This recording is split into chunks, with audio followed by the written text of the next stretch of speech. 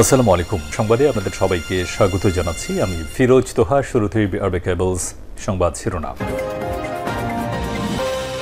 দখলদার বাহিনী ইরান এবং নিরীহ ফিলিস্তিনিদের মাঝে ভয়াবহ যুদ্ধ চলছে। আর এই মুহূর্তে আমাদের হাতে এসেছে যুদ্ধের সবথেকে তাজা আপডেট সংবাদ। প্রথমেই জানাবো, মুহুর্মুহুর হামলার ভয়ে লুকালো লক্ষাধিক ইসরায়েলি। ইয়েমেনের হুতি বিদ্রোহী গোষ্ঠী আনসারুল্লাহ ইসরায়েলের বেন গুরিয়ন আন্তর্জাতিক বিমানবন্দরে দুটি ব্যালিস্টিক ক্ষেপণাস্ত্র হামলা চালিয়েছে। আজ এই হামলা সংগঠিত হয়। এর আগে বিমানবন্দর লক্ষ্য করে একটি ড্রোন হামলার কথাও জানিয়েছে হুতি বিদ্রোহীরা। সেই হামলার ভয়ে ইসরায়েলের আন্তর্জাতিক বিমানবন্দর বন্ধ হয়ে গেছে। পুরো ইসরায়েলের সঙ্গে বিশ্বের যোগাযোগ বিচ্ছিন্ন করে দিয়েছে হুতি যোদ্ধারা। এতে লক্ষ লক্ষ ইহুদিবাদীরা বাংকারে পালাতে বাধ্য হচ্ছে। এরপর জানাবো, মধ্যপ্রাচ্যে মার্কিন আধিপত্য আর চলবে না বললেন খামেনি। মধ্যপ্রাচ্যে মার্কিন আধিপত্য আর চলবে না এমনই হুঁশিয়ারি উচ্চারণ করেছেন ইরানের সর্বোচ্চ ধর্মীয় নেতা আয়াতুল্লাহ আলী খামেনি। তিনি স্পষ্ট করে বলেছেন, যুক্তরাষ্ট্রকে অবশ্যই এই অঞ্চল ছেড়ে যেতে হবে। এদিকে বুনিয়ান মারসুস অপারেশনের বিস্তারিত প্রতিবেদন প্রকাশ করল পাকিস্তান। অপারেশন বুনিয়ান মারসুসের সফলতা তুলে ধরে একটি বিস্তারিত প্রতিবেদন প্রকাশ করেছে পাকিস্তানের সরকার। প্রতিবেদনে ভারতের বিরুদ্ধে অপ্রতিরোধ্য প্রমাণ উপস্থাপন করা হয়েছে। বিষয় গুরুত্বপূর্ণ সংবাদ থাকবে, সঙ্গেই থাকুন। এদিকে যুদ্ধবিরতি নিয়ে ভারতীয় সেনাবাহিনীর গুরুত্বপূর্ণ ঘোষণা। কাশ্মীরে পেহেলগামে সন্ত্রাসী হামলার পর ভারত ও পাকিস্তানের পরিস্থিতি বেশ উত্তেজনাপূর্ণ হয়ে উঠেছে। এরই মধ্যে দুই দেশের মধ্যে তীব্র লড়াই শুরু হয়েছে এবং উভয় পক্ষ পাল্টাপাল্টি হামলা করে আন্তর্জাতিক মহলে উদ্বেগ বাড়ানোর কারণে মার্কিন হস্তক্ষেপে অবশেষে দুই পারমাণবিক শক্তিধর প্রতিবেশী দেশ যুদ্ধবিরতিতে পৌঁছেছে। এবং সর্বশেষ জানাবো, মানবতাবিরোধী অপরাধের চার্জশিট হলে নির্বাচনে অযোগ্য হবে জামাতের অবস্থান। মানবতাবিরোধী অপরাধের কোনো মামলায় অভিযুক্ত হলে সেই ব্যক্তি নির্বাচনে অংশগ্রহণ করতে পারবে না। এ বিষয়ে জাতীয় ঐক্যমত্য কমিশনের সঙ্গে একমত হয়েছে বাংলাদেশ জামাত ইসলাম। জামাতের পক্ষ থেকে বলা হয়েছে, যদি মানবতা বিরোধী অপরাধের সঙ্গে কেউ যুক্ত থাকে তাহলে সে নির্বাচন করতে পারবে না। প্রিয় দর্শক, এতক্ষণ শুনছিলেন সংবাদ শিরোনাম, এবারে বিস্তারিত। তবে তার আগে বন্ধুরা, অনুরোধ থাকবে এই সংবাদটিতে একটি লাইক দিন। এই চ্যানেলে আপনি নতুন হয়ে থাকলে আমাদের সংবাদটি দেখতে দেখতে চ্যানেলটি সাবস্ক্রাইব করে রাখুন। কমেন্ট করে বন্ধুরা আপনার মূল্যবান মতামত জানিয়ে দিন আপনি বিশ্বের কোন দেশ থেকে বা বাংলাদেশের কোন স্থান থেকে আমাদের সংবাদটি দেখছেন এবং শুনছেন। আর বন্ধুরা, গাজা যুদ্ধে আপনি যদি নিরীহ ফিলিস্তিনিদের ভালোবেসে থাকেন, কমেন্টে ইয়েস লিখে বিশ্ববাসীকে জানিয়ে দিন। সংবাদটি আপনার সোশ্যাল মিডিয়া ফেসবুকে বন্ধুদের মাঝেও শেয়ার করে দিন। এবারে বিস্তারিত। মুহুর্মুহুর হামলার ভয়ে লুকালো লক্ষাধিক ইসরায়েলিরা। ইয়েমেনের হুতি বিদ্রোহী গোষ্ঠী আনসারুল্লাহ ইসরায়েলের বেন গুরিয়ন আন্তর্জাতিক বিমানবন্দরে দুটি ব্যালিস্টিক ক্ষেপণাস্ত্র হামলা চালিয়েছে। এতে বিমানবন্দরটি লক্ষ্যবস্তুতে পরিণত হয়। এ অবস্থায় সেখানে আবারও ড্রোন হামলা চালিয়েছে হুতিরা। হুতিদের এই হামলার ভয়ে সেখান থেকে মুহুর্মুহুর হামলার ভয়ে লক্ষ লক্ষ ইহুদিরা বাংকারের মধ্যে পালিয়েছে। এর ফলে ইসরায়েলের প্রধান আন্তর্জাতিক বিমানবন্দর বেন গুরিয়ন বিমানবন্দরে যে ধ্বংসযজ্ঞ হয়েছে অবস্থায় দখলদার ইসরায়েল থেকে কোনো বিমান চলাচল করতে পারছে না। পুরো বিমান ঘাঁটি এখন ধ্বংসের দ্বারপ্রান্তে। হুতির সামরিক মুখপাত্র ইয়াহিয়া সারি জানিয়েছেন, হামলায় ব্যবহৃত হয় একটি হাইপারসনিক প্যালেস্টাইন 2 ক্ষেপণাস্ত্র এবং একটি জুলফিকার ব্যালিস্টিক ক্ষেপণাস্ত্র। তিনি একে একটি গুরুত্বপূর্ণ অপারেশন বলে জানান। এই হামলায় বিমান চলাচলে বিঘ্ন ঘটে।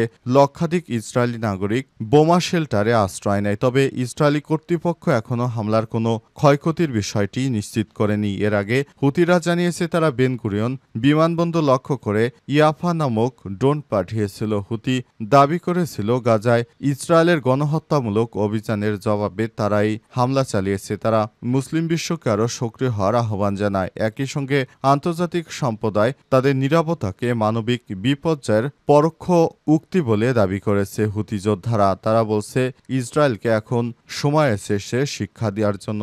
তাদেরকে শিক্ষা না দিলে তারা কখনোই ঠিক হবে না। মধ্যপ্রাচ্যে মার্কিন আধিপত্য আর চলবে না বললেন খামেনি। মধ্যপ্রাচ্যে মার্কিন আধিপত্য আর চলবে না এমন হুঁশিয়ারি উচ্চারণ করেছেন ইরানের সর্বোচ্চ ধর্মীয় নেতা আয়াতুল্লাহ আলী খামেনি। তিনি স্পষ্ট করে বলেছেন যুক্তরাষ্ট্রকে অবশ্যই এই অঞ্চল ছাড়তে হবে এবং একসময় তারা যেতে বাধ্য হবে। আজ তেহরানে এক সমাবেশে দেওয়া ভাষণে এমন মন্তব্য করেছেন খামেনি। খবর টাইমস অফ ইন্ডিয়ার। মার্কিন প্রেসিডেন্ট ডোনাল্ড ট্রাম্পের সাম্প্রতিক মধ্যপ্রাচ্য সফরের পরিপ্রেক্ষিতে দেয়া ওই বক্তব্যে তিনি কড়া সমালোচনা করেছেন ওয়াশিংটনের আঞ্চলিক নীতি এবং ভূরাজনৈতিক ভূমিকার জন্য। খামেনি বলেছেন, যুক্তরাষ্ট্রের কৌশল হচ্ছে উপসাগরীয় রাষ্ট্রগুলোকে তাদের সামরিক সহায়তার উপর নির্ভরশীল করে রাখা, কিন্তু এই অঞ্চলের দেশগুলো দৃঢ় প্রতিরোধেই যুক্তরাষ্ট্রকে একদিন এখান থেকে বিতাড়িত করবে। প্রসঙ্গত, দ্বিতীয় মেয়াদে প্রেসিডেন্ট হিসেবে দায়িত্ব গ্রহণের পর ডোনাল্ড ট্রাম্প প্রথমবারের মতো মধ্যপ্রাচ্যে সফর করেন। সৌদি আরব, কাতার, সংযুক্ত আরব আমিরাত সফরের সময় তিনি কয়েক ট্রিলিয়ন ডলারের সামরিক ও বাণিজ্যিক চুক্তিতে স্বাক্ষর করেন।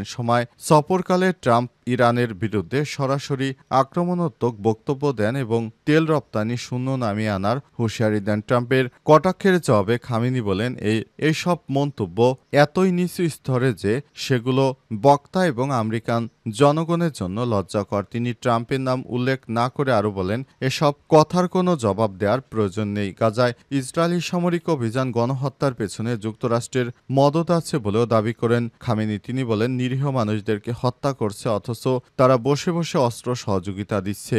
এটি কোনোভাবেই চলতে দেয়া যায় না। অপারেশন বুনিয়ান মারসুস বিস্তারিত প্রতিবেদন প্রকাশ করল পাকিস্তান। অপারেশন বুনিয়ান মারসুসের সফলতা তুলে ধরে একটি বিস্তারিত প্রতিবেদন প্রকাশ করেছে পাকিস্তান সরকার। প্রতিবেদনে ভারতের বিরুদ্ধে অপ্রতিরোধ্য প্রমাণ উপস্থাপন করা হয়েছে। এই প্রতিবেদনে স্যাটেলাইট চিত্র, আন্তর্জাতিক সংবাদ মাধ্যমের রিপোর্ট এবং অন্যান্য তথ্য প্রমাণ সংযুক্ত করা হয়েছে। প্রতিবেদনে দাবি করা হয়েছে, কাশ্মীরে পেহেলগামে সংগঠিত হামলার এটি ছিল ভারতের সাজানো নাটক বা ফলস ফ্ল্যাগ অপারেশন। হামলার ঘটনার মাত্র 10 মিনিটের মধ্যেই ভারত পাকিস্তানের বিরুদ্ধে এফআইআর দায়ের করে, যা থেকে বোঝা যায় যে কোনো পূর্ণাঙ্গ তদন্ত ছাড়াই পাকিস্তানকে দোষী সাব্যস্ত করা হয়েছে। পাকিস্তান প্রস্তাব দিয়েছিল একটি যৌথ তদন্ত নিরপেক্ষ আন্তর্জাতিক তত্ত্বাবধানে পরিচালিত হোক, কিন্তু ভারত সেই প্রস্তাব প্রত্যাখ্যান করে। হামলাকে অজুহাত বানিয়ে ভারত পাকিস্তানের ভেতরে মুরিদকে বাহাওয়ালপুর ও মুজাফফরাবাদে হামলা চালায়, যেখানে বহু বেসামরিক নাগরিক নিহত হয় এবং ধর্মীয় স্থানগুলোতেও ক্ষতিগ্রস্ত হয়। পাকিস্তানে আক্রমণের জবাবে সীমিত পরিসরে নির্ভুল ও কঠোর সামরিক প্রতিক্রিয়া জানায়, যা শুধু ভারতীয় সামরিক বাহিনীগুলোকেই লক্ষ্য করে পরিচালিত হয়েছে। প্রতিবেদন অনুযায়ী পাকিস্তান ভারতের একাধিক সামরিক স্থানে ক্ষয়ক্ষতির বিবরণ তুলে ধরে, যেমন যুদ্ধবিমান ভূপাতিত করা হয়েছে, 6টি S-400 প্রতিরক্ষা ব্যবস্থা ধ্বংস, ব্রাহ্মস ক্ষেপণাস্ত্র উৎপাদন ও সংরক্ষণ কেন্দ্রগুলোতে হামলা। এছাড়াও দাবি করা হয়েছে ভারতের ড্রোনের মাধ্যমে সীমান্ত অঞ্চলে সাধারণ মানুষের মধ্যে আতঙ্ক ছড়িয়েছে এবং অতীতেও বহুবার এই ধরনের মিথ্যা হামলার নাটক করা হয়েছে। সেটি পাকিস্তান সীমান্ত থেকে প্রায় 200 কিলোমিটার দূরে হলেও ভারতীয় সংবাদ মাধ্যম দ্রুত পাকিস্তানকে দোষারোপ করে। পেহেলগাম হচ্ছে পাকিস্তানের থেকে 200 কিলোমিটার দূরে। এত দূরে গিয়ে পাকিস্তান কখনোই হামলা করেনি, কিন্তু ভারত সবসময় পাকিস্তানকে দায়ী করে আসছে। মানবতাবিরোধী অপরাধের চার্জশিট হলে নির্বাচনে অযোগ্য, জামাতের অবস্থান। মানবতাবিরোধী অপরাধে কোনো মামলার অভিযোগপত্র আসামি হলে নির্বাচনে অযোগ্য বলে ঘোষিত হবে। জাতীয় ঐক্যমত্য কমিশনের এমন প্রস্তাবে একমত পোষণ করেছে জামাত ইসলাম, যদিও দলটি এর আগে প্রস্তাবের পরিপ্রেক্ষিতে বলেছিল শুধু দোষী সাব্যস্ত হলেই নির্বাচনে অযোগ্য হবে, আগে প্রমাণিত হতে হবে। আর জাতীয় সংসদ এলডি হলে জাতীয় ঐক্যমত্য কমিশনের সঙ্গে বৈঠক শেষে সব কথা বলেছেন বাংলাদেশ জামাত ইসলামের নায়েবে আমির ডাক্তার আব্দুল্লাহ মোহাম্মদ তাহির বলেছেন, মানবতা বিরোধী অপরাধ তো ভিন্ন মাত্রার অপরাধ। এটা সাধারণ কোনো অপরাধ নয়। এটার জন্য একটা সুনির্দিষ্ট সময়কে ধরে মানবতা বিরোধী অপরাধে জড়িত মর্মে চার্জশিট হলে তিনি নির্বাচনে অযোগ্য হবেন। এক প্রশ্নের জবাবে তাহের আরও বলেছেন, অনন্য অপরাধের মতো মানবতা বিরোধী অপরাধ এটার জন্য শাস্তির ক্ষেত্রে 2 বছরের অপেক্ষার কথা বলেনি কমিশন। আমরা তাই কথা বলিনি, চার্জশিট আমলে নিতে বলেছি। সালে স্বাধীনতা যুদ্ধে মানবতা বিরোধী অপরাধের বিচারের লক্ষ্যে 1973 সালে এরকম একটা আইন হয়েছিল, যেটা ক্রিমিনাল কেসের মতো না। তারা বলেছেন বিশেষ সময়ে অপরাধের শাস্তি নিশ্চিতে বিচার প্রক্রিয়ায় চার্জশিটকেই আমরা আমলে নিচ্ছি। এটার সঙ্গে আমরা অ্যাগ্রি। সুতরাং জামাত এ বিষয়ে অ্যাগ্রি করে, যারা মানবতা বিরোধী অপরাধে অভিযুক্ত তারা নির্বাচনে আসতে পারবে না।